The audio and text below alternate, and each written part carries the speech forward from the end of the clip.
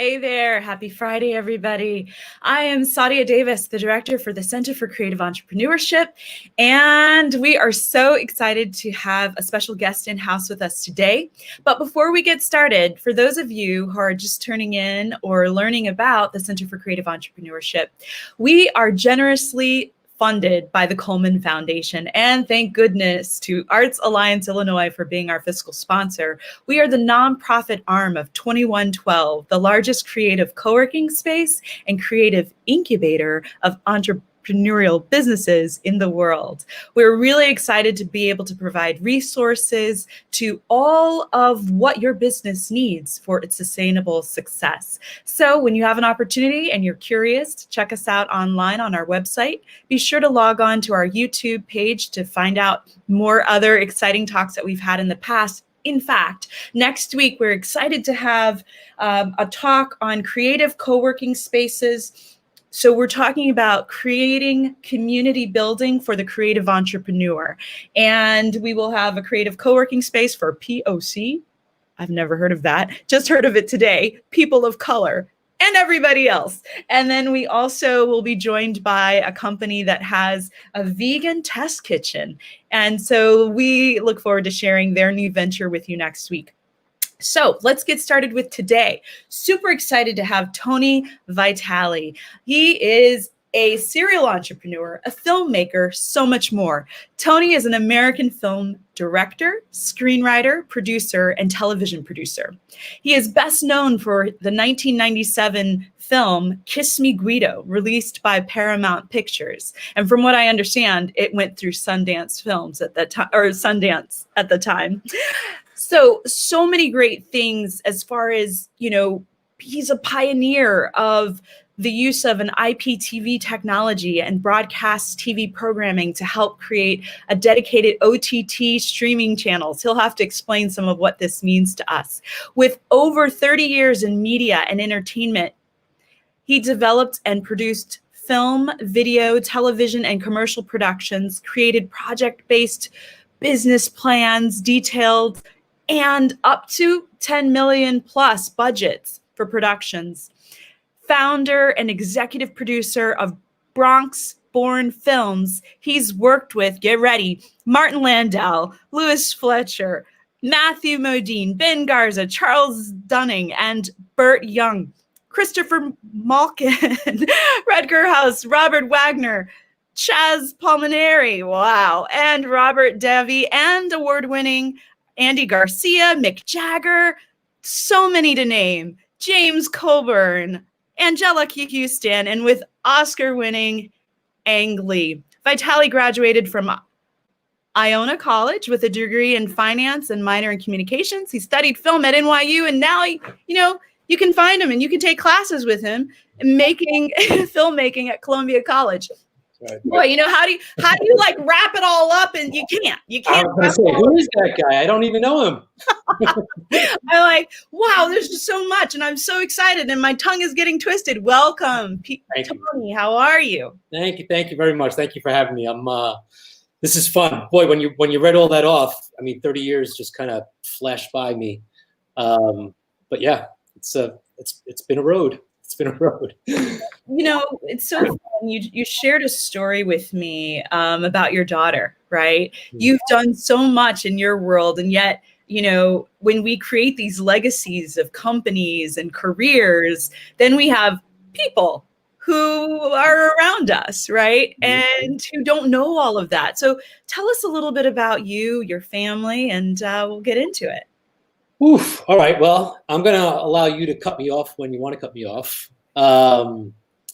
I am born and raised in the Bronx. I took a lot of pride in that because Brooklyn was always on the map, and I felt like, who cares about us up in the Bronx? And then something happened. I went to go see a one-man show called A Bronx Tale that was playing on the lower, actually it was on the Upper East Side, small theater. And when I saw Chaz Palminteri perform that show, I was blown away. It's like he was putting the Bronx on the map in my eyes. And the fact that he was just telling a simple story made me feel like, yeah, I want to do that. I was working down Wall Street at the time, working at the New York Stock Exchange. I was taking film classes at NYU as more like a hobby, but never really thought of it as a career. And then I saw that play, and I went up to Chaz right after that play, and I said to him, I said, if you ever make this into a movie, I want to be a part of it. I don't know how, I just want to be a part of it. And that was really the first step in my film career. I hassled Tribeca Films, who purchased the rights to that. I let them know the same thing, that I wanted to work on the movie. I got hired as a location scout on that movie, scouted locations. First for a film called Night in the City, which I think is the funny story that you're referencing. That's the whole paint drying story. Yeah. But then that started my career. And I started taking writing classes, wrote a couple of screenplays, made Kiss con Guido, did get into Sundance, sold it to Paramount, moved to Hollywood. Yeah. And there's a lot to unpack there, and we've got an hour. So wow. I have time to do it. Well, then, yeah, I'll just say this. One disclaimer. What? You think that there's only 2 of us out here. I have a little dog underneath, so there's actually 3 of us. And he may interrupt us at any time, so I don't know. I've got one under my feet too, so now Okay, 4 of us. Okay.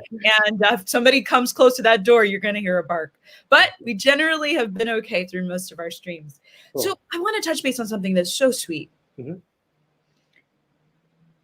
Even before you had an opportunity to go to Chaz Palminteri and say you want to work on something with him, you saw him in something. Let's talk about that. That is so sweet when that happens, when you see something that's inspiring, that inspires you, and then you get to not only communicate with someone within the production, but then you've worked with them later. So talk a little bit about what that piece was like. Oh, wow. That's a great question.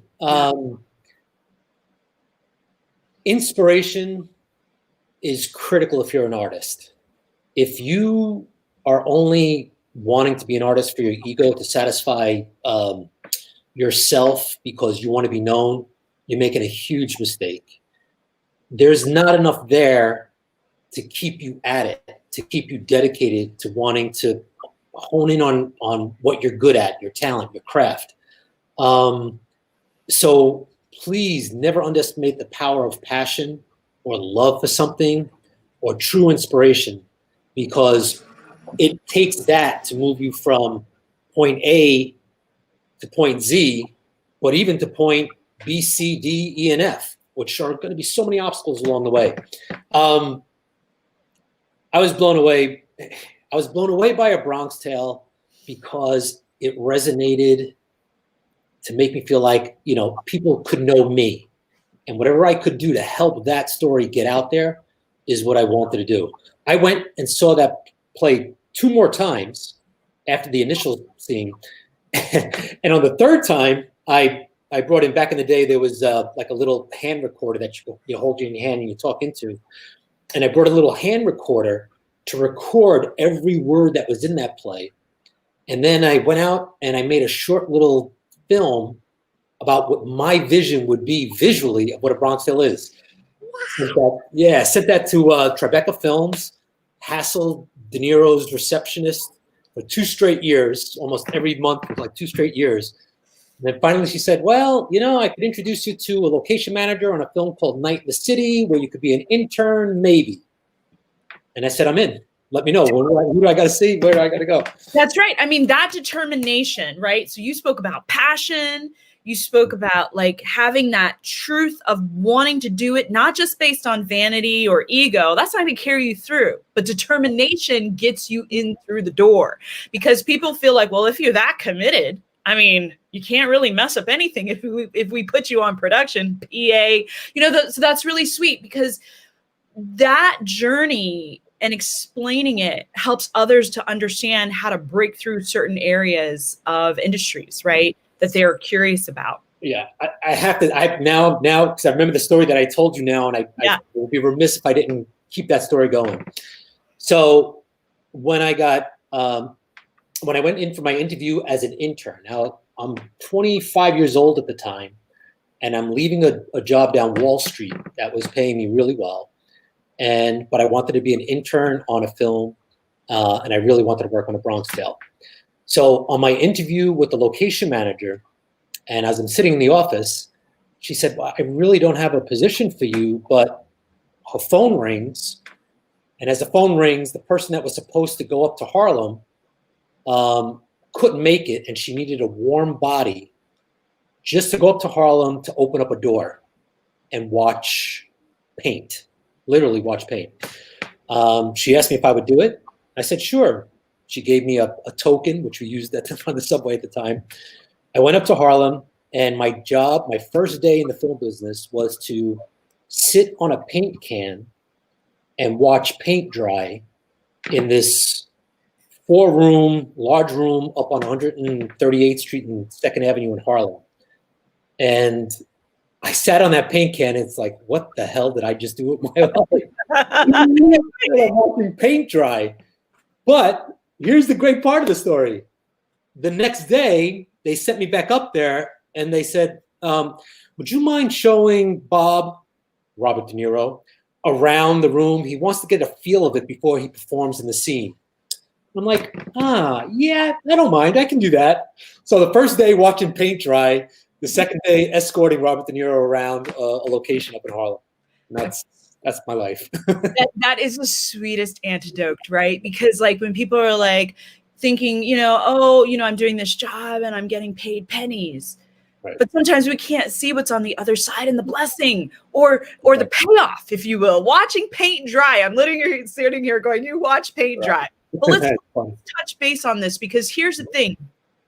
You were working on the New York Stock Exchange, including Black Monday, the stock market crash of 1987, okay, when you were studying at NYU. So to go from that like high-powered environment to sitting and watching paint dry, and you were still ready. So was it like De Niro comes in and you're like, we call it, for those of you who don't know, getting bit by the bug. And that's when you're on stage and you get that rush and that feeling and you're like, I got to live with this. If it's you're in a production and you're an actor or you're a producer and you're watching magic happen and you're like, I got to live with this. It's that getting bit by the bug. Would you say that part bit you when you were walking through and showing him, or was it just the entire experience altogether? No, well, bit by the bug. Man, I was bitten quite a bit. Through high school. How? Yeah, even through college, but could not commit. I could not commit to the arts, to the point where when I was a senior in college, I had an internship down Wall Street. And because I had taken so many credits, I could have graduated early, but they allowed me to take a communications class. And that communications class was another word of saying like a film history class.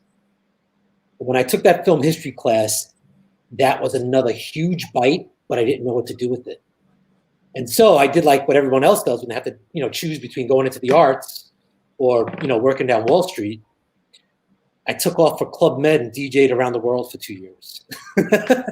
So, yeah, I mean, it's a silly story, but, how does that all relate? Oh, it relates. I came back from Club Med. I met someone that worked down Wall Street and said, look him up if I ever came back and wanted to work with him. I did. I started working as a runner down Wall Street. I was down there for the crash. Mm-hmm. And I thought, wow, this is a really important moment in time. And I'm seeing it from the inside out because I was working on the floor. Yeah. And I remember that night I went home and I just wrote a little story. Here's the great thing about that. Wanting to make that story, that movie, either a documentary or a film, stuck so dear in my heart. 25 years later, I finally had the opportunity to make that documentary. So the thing about being an artist, once again, if you got something so embedded in your heart, so important that you have to get it out there before you die, you got something there. Yeah. And I never gave up on that story. I never knew how it was going to happen. I knew it was going to happen one day. And I was blessed to be able to make that story right here in Chicago. Beautiful. It's such a blessing to have you here. Part of what we are tasked with, or at least I take it seriously, is retaining talent. Here in Chicago, specifically Illinois, so many creatives come from Chicago. When we think of Shonda Rhimes, she has some of the hottest shows on network TV on ABC. From Chicago, whether it's musicians, right?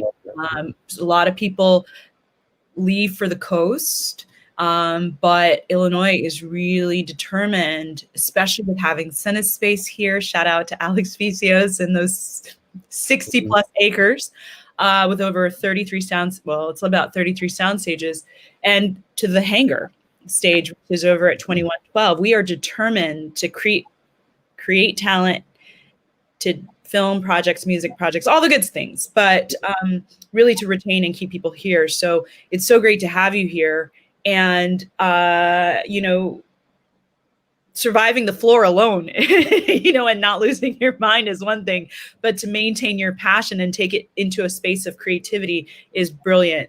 Talk to us a little bit about that transition of going, because, you've done a lot of film and TV, and let's talk a little bit about your pioneering aspect of this streaming world, right? Because before we get to, Vertical Grooves, I really love that you've had a hand in successful streaming shows, and that finance background translates into Tasty Trade. I think it's so important for people to see that there's always a through line, and people say, oh, you do so many things, but there's a thread in all of what you do. So let's talk about that. Another really good question. So my third movie that I did with Christopher Walken got caught up, and it was a movie about a DJ. So talk about threads, there's another thread right there. It got caught up in a legal battle, and I had essentially a $6 million film with Christopher Walken and Rutger Hauer that I could not get out into the marketplace. And this was around, I'd say 2000. I shot the movie in 2000, so we're now talking about 2001. 2002 was semi-complete. And the idea of digital streaming just started becoming a thought. Like, boy, if I was able to retain the rights back to my film, I could potentially self-distribute or connect with a digital streamer, and I can bypass the studio system. So that put me on the path of learning as much as I could about digital streaming. Of course, we all heard of that other little company called Netflix. And this was all happening around the same time. Well, the idea of doing it for television was something that also came up. I went to a party and someone was talking about how they wanted to do that, for the world of television. Right before Oprah did the OWN network, they had an idea about doing something like that. So a little bit more research, and I wrote up a white paper about how you can potentially set up a digital streaming network for, if you had an idea, how you could use this new technology, this new IPTV technology, to get your word out, get your message out, get your story out, and you could potentially do it 24 hours a day, 7 days a week, 365 days a year, all online. So you could bypass the typical distribution system. The second person that I met when I talked about it was a gentleman named Tom Sosnoff here in Chicago. And I came here because I thought I was going to do a reality show for Fox.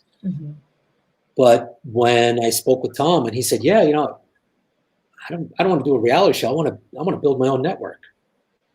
And I said, I think I can help you with that. Yeah. A week later, I was in Chicago, and then we built Tasty Trade. That's fantastic. It's one of the things that has become very clear through this pandemic is that all of us have had to figure out how to produce for this thing, right? For this screen. For us, just stepping into creating the Center for Creative Entrepreneurship. We only launched in February. We didn't have enough time to kick out our, press release. So nobody even knew that we existed. However, we were getting funding from the Coleman Foundation. And I'm like, I don't want them to redirect funds because all the institutions were redirecting funds. I wanted them to see the value of what we had to give to our creative entrepreneurs and at a time where they really needed it. So we created this talk where we started on Thursdays and then we had them on Fridays.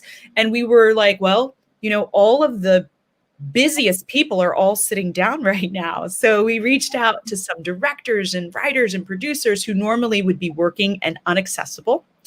And we got them engaged in these conversations, which have now provided us a bit of a platform to still keep people motivated. But we all had to switch from going from having a panel discussion in person on a main stage to presenting that panel discussion in a format like this. So you guys were leaders in that. And I would venture to say that one of the other things that's come out of it is that we've all sort of broken the chains of cable, if you will. So I just broke from cable and I got a Roku, Good for you. and I've got Sling. Welcome to the party. We'll keep you so long. I know. It was like I was attached to this $250 bill. I'm like, this is crazy. This is madness. So I say that because in the film industry, music industry, there are three major companies in film and music, right? So let's say music, it's Sony, BMG, Universal.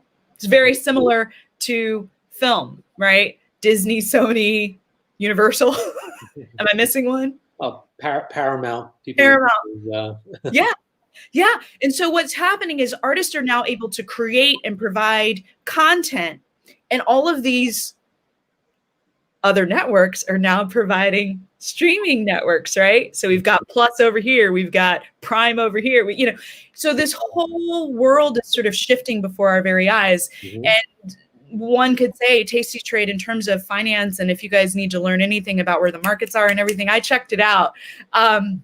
It's fun, it's engaging, it's moving. And as you know, I got excited. I was like, right now people really need to know what to do with their money. if over a time, right?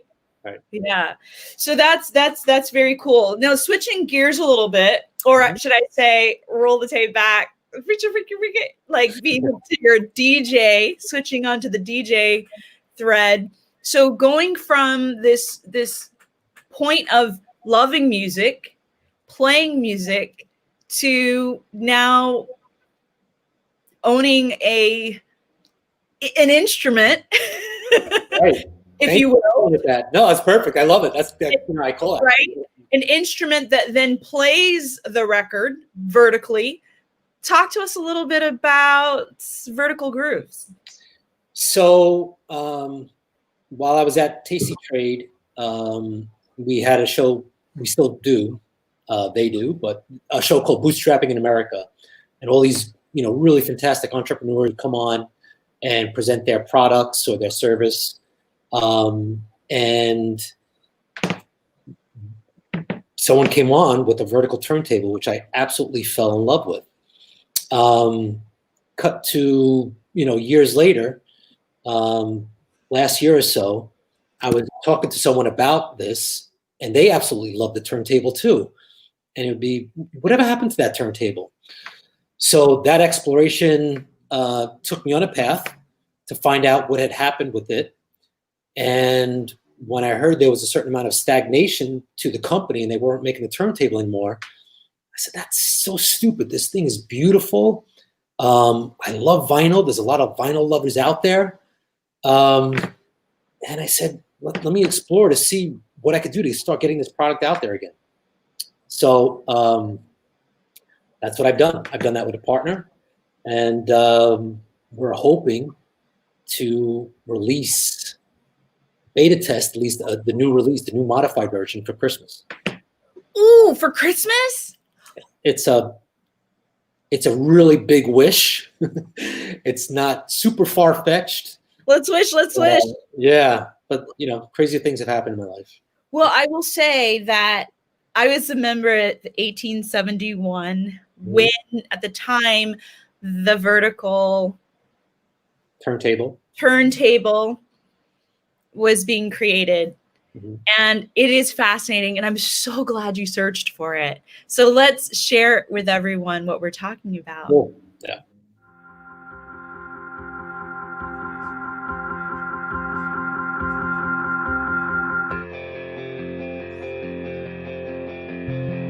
Somehow autumn brought me here again. Temperatures and thoughts crash into skin.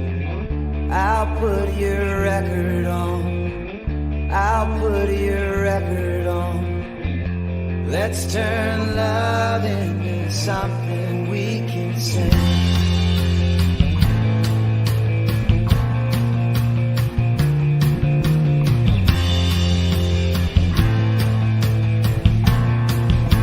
The corner's all quiet and the lights are low enough to sleep. I felt the roof cave in. I moved into the city by the sea. Let's pile up all our money and buy out our time. I'll put your record on. I'll put your record on. Let's turn love into something we can sing. Let's turn love into something we can sing. Let's turn love into something we can sing. Let's turn love into something we can sing. Let's turn love into something we can sing.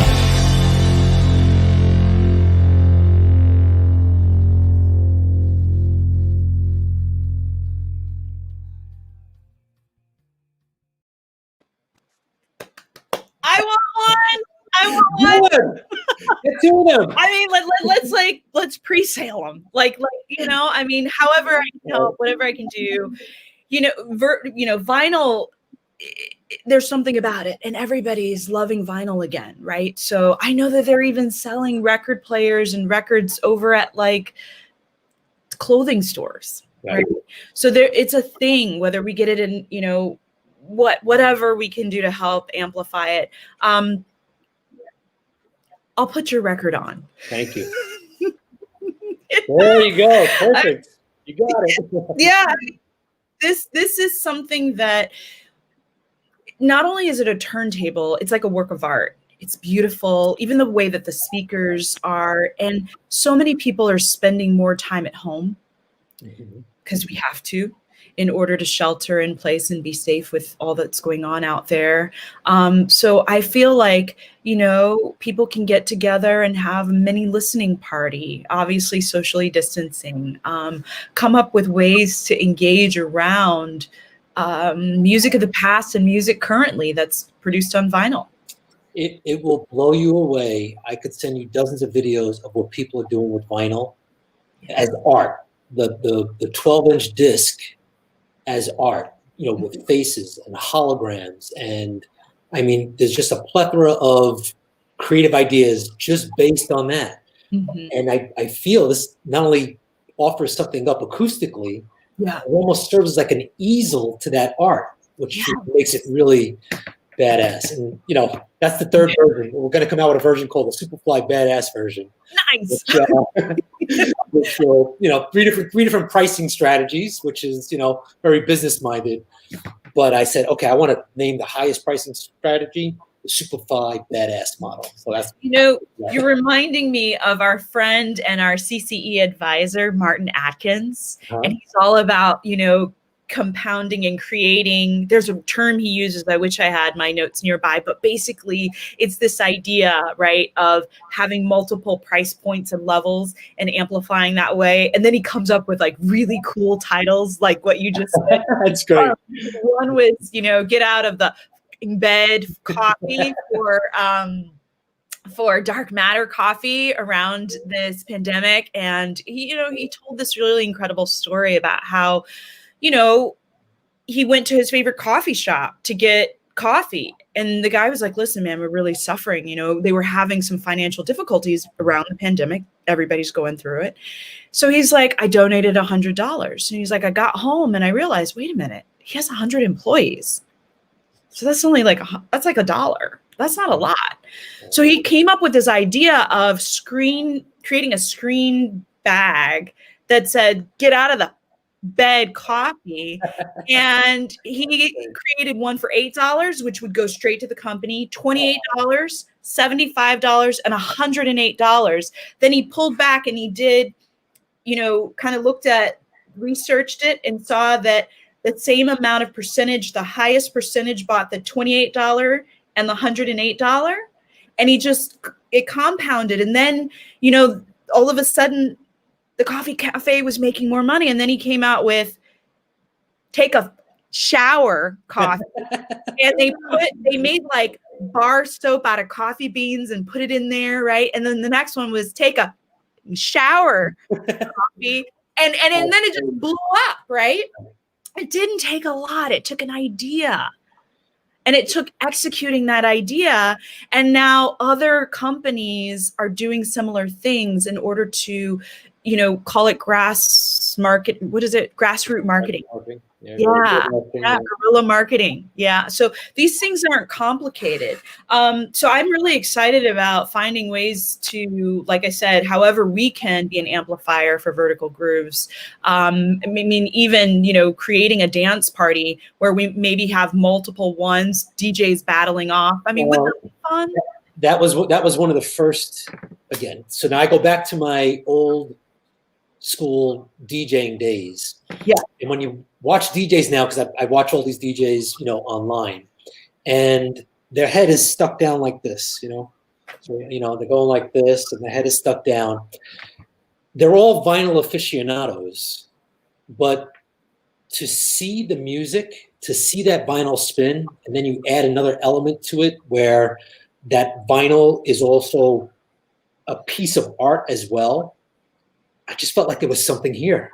It's like almost you could take your top DJs from around the world, and I'll give them one to kind of play their favorite pressed vinyl. And let's see what happens. Let's see what happens. Meaning, like some other people may say, "Hey, I really like that kind of turntable for myself. I'd like to buy one. Oh, here's something else you could do with that turntable. I want to get one and modify it." And boom, you're just growing. But you said something about pricing structure, which is a very it's a very business-minded way of looking at it, 3-tier pricing structure. You talked about this gentleman walking right into the coffee shop, and then all of a sudden the spark started happening. And I don't know who he is, but I'm sure he's also a very disciplined guy. And the reason why I want to talk about that is you need all three. If you're going to be a success in the arts, especially, you need a combination of all three in order to not only create something, but create something good. Okay? I mean, in the world of video today, anyone can pick up their phone and create a video. How do you create a good video? That takes a little bit of craft. It takes a little bit of time. It takes a little bit of discipline when you see an edit and there's one little edit wrong and you try to fix it and it takes you 5 hours to fix that one little edit. I mention that because, you know, as people are trying to figure out how to be a business person, how to be an artist, and what does it really take in order to get, you know, capture that success, that third element, luck, has got to be there. And you just never know when luck is going to happen. You don't. You can't control it. You have to let the wind take you where it's going to take you. This idea that I had for the wanting to do a stock market crash movie about that, I had no idea that was going to ever happen in my life, but I never lost that. And then I was fortunate enough to meet a man who has a lot of brilliant creative ideas. He's not shy about throwing certain things out there and supporting it. I'm talking about Tom over at Tasty Trade. And it happened. But that was 25 plus years after the initial thought. So something, special inside you, keep at it. You never know when it's going to happen. It is going to be that combination of discipline, talent, and luck. Yeah, I would absolutely agree. And I would throw passion in there because that was the first thing you started with. And it is a key integral ingredient. DJ, his name is D-Nice, right? Mm-hmm. Through the pandemic, one girlfriend sent me a note. Oh, you got to check this out. We were on Instagram Live and it was like all these people were clicking in. It was like 10,000 people, 25,000. Let's get to 50,000. Then it was like 150,000. Oh my God, let's get to, and it was like blowing us away. And it was like, somebody call, everybody was like, text Oprah, text Tyler Perry, it was like Shaka Khan was in there. And so he would play Shaka Khan's records. And then it was like, oh my God, Oprah's in here. Oh, the first lady, Michelle Obama's in here. And then he was like, oh, to my first lady, Michelle Obama. And he was playing her music because he had DJed their parties before. And this thing blew up, right? And he was the first one for some reason to just play his music. Oh, he would switch his hats. Yep. He would drink and everybody was like, tip the man. And so we were like sending drinks and he'd be like, be right back. And like people were sending bottle service to him, right? His whole thing blew up. We watched it happen. We were all in there as a part of it. Oh, and that was the other thing. IG shut him down because it was like it was going over an hour. We're like, Mark Zuckerberg is in here. He's in here. Don't shut him down. And then it didn't shut down. Like they let it go. So it was like, damn, that was really powerful. There were so many powerful people. Norman Lear jumped in. We're like, is that really Norman Lear? It was really Norman Lear. It was like, were you in there? Do you know what I'm talking about? I read about it, but I wasn't in there. But after reading that story, it's stories like that kept me on this path. Yeah. Right. When I said, you need A to B to C. Yes. Well, when you're wondering, am I doing the right thing? Do I spend all the time doing this? Is anyone going to like it? Are people really like desirable to like get into this groove, vertical grooves? Yeah. You don't know. And then you read something like that and say, yes, that's it. I am on the right path. People do want to connect. How are they going to connect? They got to, it feeds on each other, and the validation that you get when you see things like that, evolve things like that, be part of that evolution. It's great. It's great. I want to remind the viewers who are watching, they're ticking back and forth. We're never focused on how many people are watching, Tony, because a lot of people watch after the fact, but I always like to encourage people to ask us any questions. We'd love to be able to place your questions or comments as we're having this conversation. I wanted to touch really quickly on one thing that you said. Earlier you mentioned being from the Bronx. You mentioned living in LA, and you've mentioned now living in Chicago. Have you lived anywhere else? And of those three places, what would you say, or where would you say you've had the most, let's just say, comfort? Oh, man, that's too tough of a question. I know. Well, because I've lived in all three places too. Yeah, so I do have my patented line about that. And again, I'm gonna butcher this quote. I think it was part of a song, but I use it all the time. They say, everyone's got to live in New York once in their life, but get out before you get too hard. And then everyone else has got to live in LA once in their life, but get out before you get too soft. Oh, so when I landed here in Chicago, I was like, all right, I am perfectly balanced. I got my Zen place here. That was Chicago, right in the middle of the country. I lived in the Turks and Caicos Islands. Where you shot the movie that's behind you? Yes, that's it's called Life's a Beach, and that's Christopher Walken lying down there on the beach in Turks. But I've lived, so that afforded, working for Club Med afforded me to live in a bunch of different places around the world. I'm sorry, you said you worked for Club Med? I did. I was a DJ for Club Med. That's how I got to roll that tape back just a moment. You got to explain that, because so we're counting careers, right? We got to circle back and say which career you're on.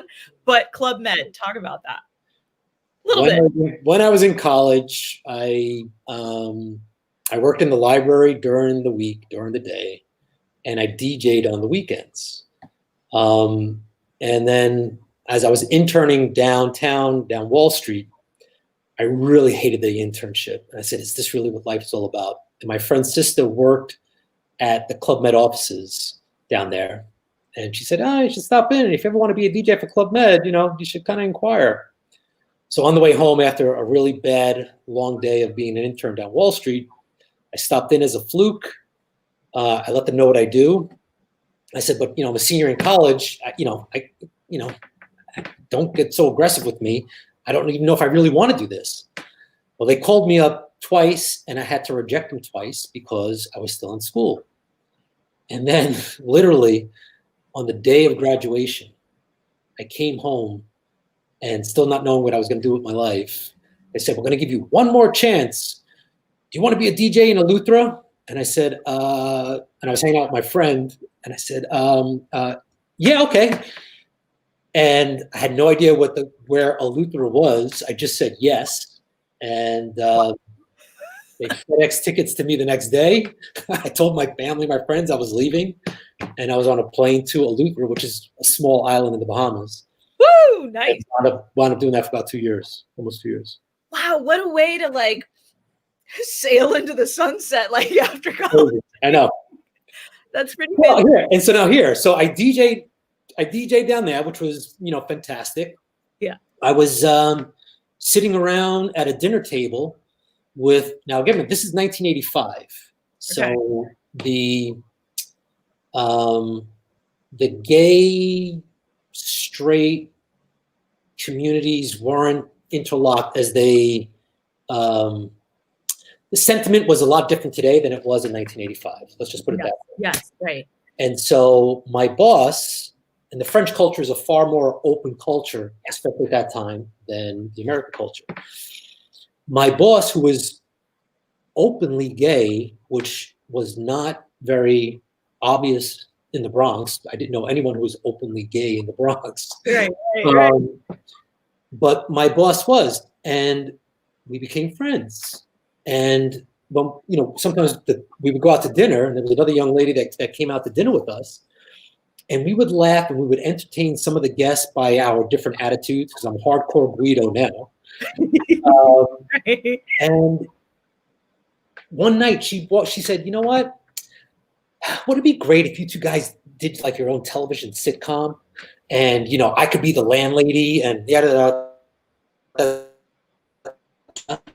And they're like, yeah, that could be pretty funny. That night, I went home and I wrote the first couple of lines of what I thought could be a sitcom. I came back home. I wrote the movie Kiss Me Guido, got into the Sundance Film Festival. Paramount bought it, walked into the CBS television office. I said, I really think you should make this into a television show. They looked at it. They said yes. And then I made a TV show with Jason Bateman and Danny Nucci called Some of My Best Friends with Mark Cherry. Okay, I didn't see that in your bio anywhere. I would have added I don't think I had Jason Bateman in there. I said, listen, there's just too many people to name, but it's just so exciting because, it's a life well lived and you still have so much going on. And we love that, here's where I want to go next, because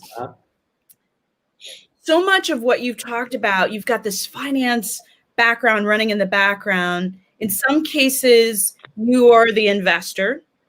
And in this case with, Vertical Grooves, you invested in that company. But talk to us a little bit about the funding, because you created budgets and you understand getting a project funded. So I just want to touch on that because so many people are always strapped while they're bootstrapping a project. And I'm just curious about your process around raising funds for projects, or did you self-fund? So every industry has their standards. The film industry has theirs. Don't know much about the music industry. I think it's closely related to the film industry, but I haven't created budgets for making an album or making a song. And so the small manufacturing industry, which is where I find myself now, also has a set of templates for which you can follow to make budgets. It's very hard to ask people for money unless you tell them exactly how you're going to spend it. And that's a very similar thing to making a movie. I've also bought and sold real estate. Same thing. Very hard to ask a bank to give you $1 million because you want to buy a house unless they see exactly why they think it's going to be a valuable house at the price that you want to buy it at. So what I've discovered for small manufacturing, there is a fantastic website called SCORE, which was introduced to me by a woman at the Small Business Council. But SCORE has Excel templates that you can download where you can plug in what you envision as numbers on how you're going to monetize your fantastic idea. So how many turntables do you think you're going to sell? Well, I don't know. Okay, well, when you find out, do some research, plug it into here, and let me know. That forced me to kind of say, how many turntables sell in the world? How many of those turntables are vertical? How many vinyl albums are being sold in the world? How many, what is the size of the turntable market? So all these things just, pushed me along, plugging in numbers where I've now been able to put together half a dozen spreadsheets where I can show people and say, all right, here's how much money I'm looking for. Here's what my expectations are. Here's what could happen. If we get lucky, here's what I hope happens. Mm-hmm. Don't get lucky, here's the minimum. But at least now I've built a certain amount of confidence in them that I've done my work, I've done my research, I've done my analysis, and hopefully they step up with, a large amount of money that says, I love it. I love who you are as a person and as a manager. And I really think that turntable was super badass. So take that combination of both, and then you're off and running. Yeah, it's brilliant. I mean, basically what you just described, right, in terms of the manufacturing side is, I'm teaching a class tomorrow on getting funding for your independent film. And we talk about comparables, right? They're comparables in real estate. And I'm glad you mentioned that because those structures are very similar. And before people can even ask for money, they really have to have a keen sense of the budget, what they're asking for, and be able to show what's out there in the market. So I use Box Office Mojo, right? Which helps individuals to see comparable rom-coms, comedies of the genre that people are looking at to get funding for, and how that did in the theaters. Of course, the pandemic has thrown everybody and all box office numbers off, but there are sources out there to be able to give you a number that's a little more realistic before you create your deal memo, right? Mm-hmm. So I wanted you to touch base on that because so many individuals are creating films. They think when they get funding, they kind of think like, yeah, I got it. But it's like, whoa, it's not yours. You got to protect it, and hopefully, your project will go to screen, that you'll get 120 plus back, right? So that you can pay off your investors and then maybe you make a profit. I don't know. So let me ask you this on the projects, because you have been successful at getting projects to screen, whether that's to a film screen or a computer screen. It's been out there. Mm-hmm. Huh? I both. I mean, I've been in theaters all around the world. Right. So talk to us a little bit about that feeling of when just getting it to screen. I'll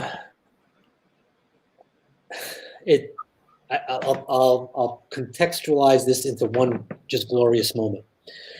So when I did Kiss Me Guido, I was getting frustrated. People liked the script, but they didn't want to give me money to make a movie. And somebody wanted to buy the script, but I really wanted to make my own movie. So I created a one-line schedule as well as a budget. What put me over the top was I storyboarded every single frame of this simple comedy. And my producer, Ira Deutschman at the time, said, wow, I've never seen a filmmaker do that. As simple as a two-shot, two people talking and then cutting close up. I storyboarded it all out and said, this is where all the money's going to be spent. I wound up raising about $750,000 after that. Made the movie. But the one moment that I really want to share, which I think is kind of funny based on your question, is one of the very first jokes that I wrote in the movie, which I thought was hysterical. And it could be pretty crude, but always had me laughing. When you hear that same joke 50 times, it's no longer funny. You're wondering if it's ever going to be funny. You're wondering if anyone else is going to think it's funny. So you shoot it, you write it, you shoot it, you edit it, and then until that first person in the theater sees it, you don't know what you have. And I can remember this day like, as if it was yesterday. When we screened our first premiere screening at the Sundance Film Festival, this was 1997. I was so nervous. I was I was shaking because I didn't know how the audience was going to respond. And then when that first joke came out and the audience just started howling, I swear to you, 5 years of my life just got put into that one moment of that's the way I felt when I first wrote that joke and I made it. At that point, I couldn't care how much we sold it for. I couldn't care, what was going to happen with it. But I did it.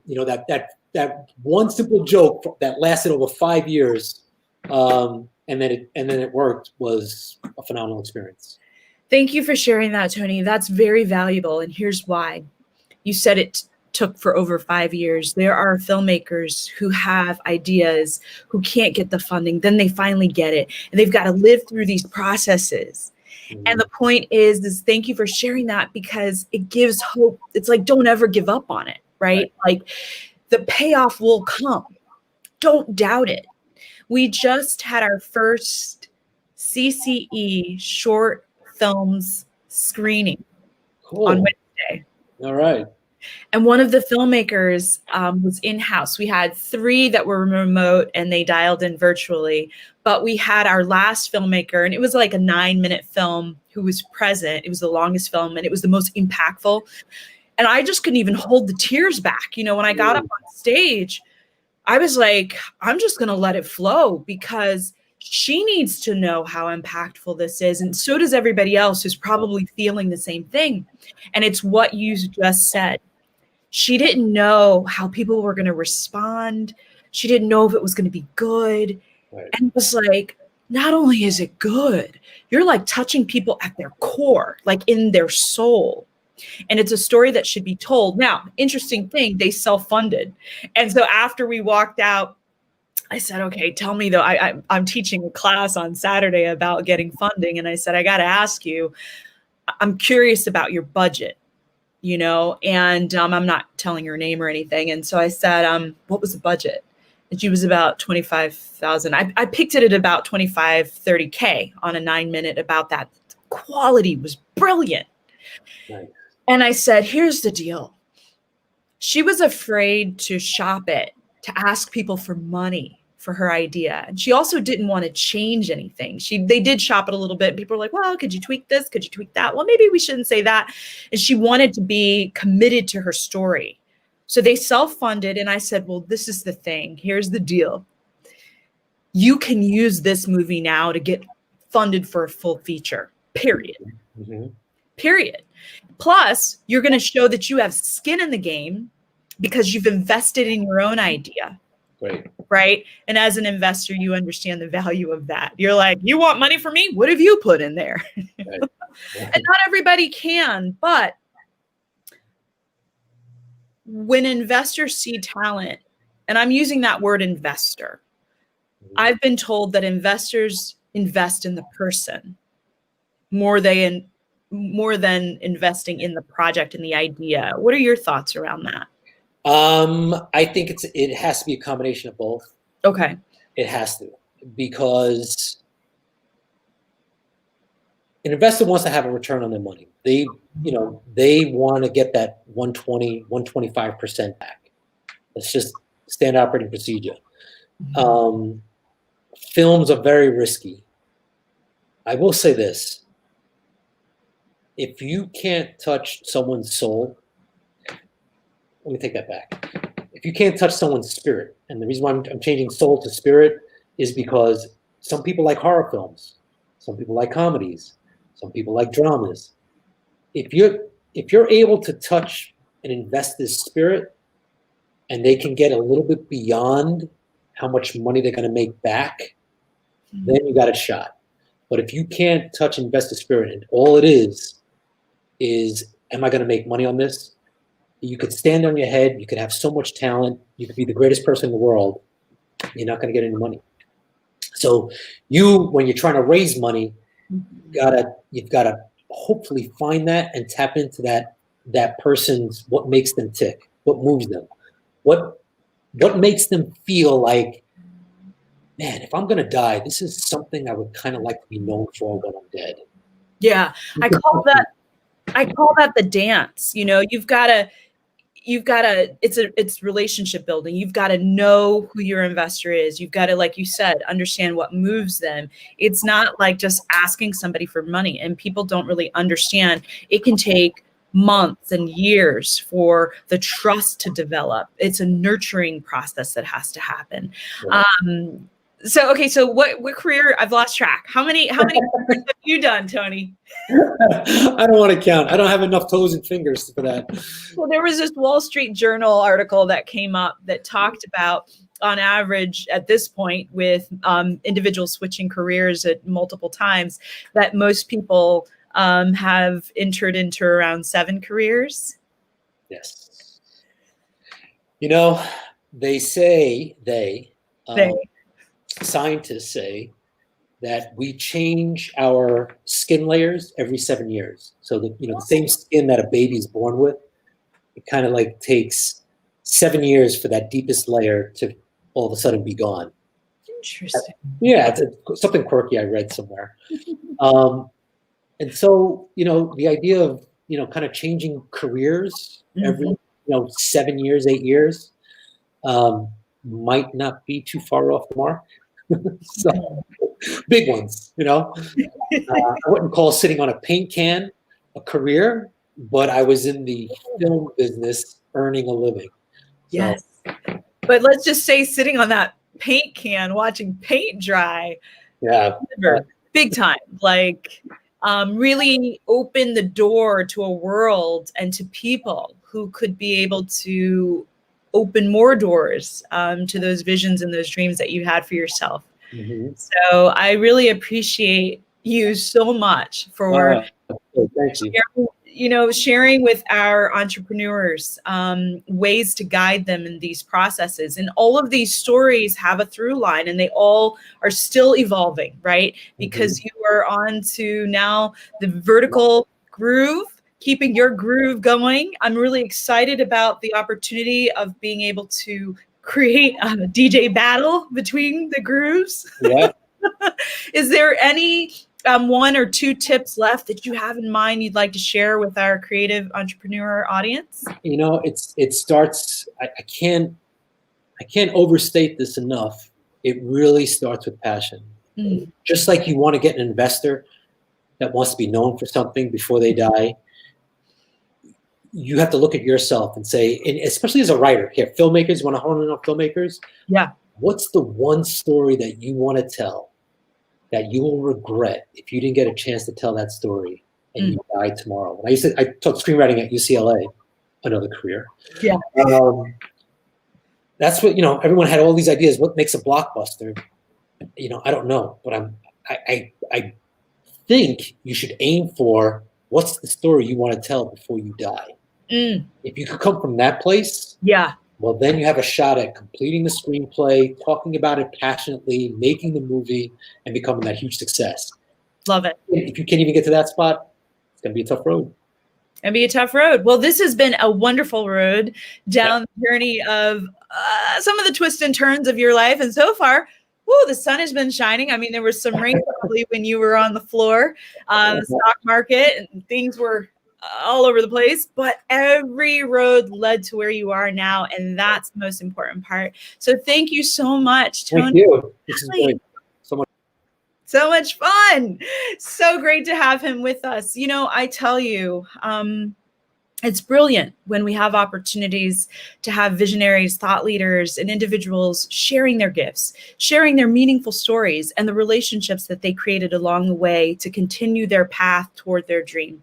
And as you see and heard from Tony Vitale today, we all have had many careers. What career are you on? Don't be afraid to try something new. Don't be afraid to take that idea, put it to pen and paper.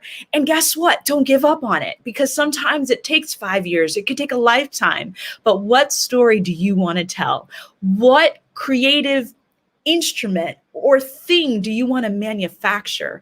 We are at an incredible time in history where we get to think and figure out what we want to do and then make it happen. I'm Sadia Davis for the Center for Creative Entrepreneurship.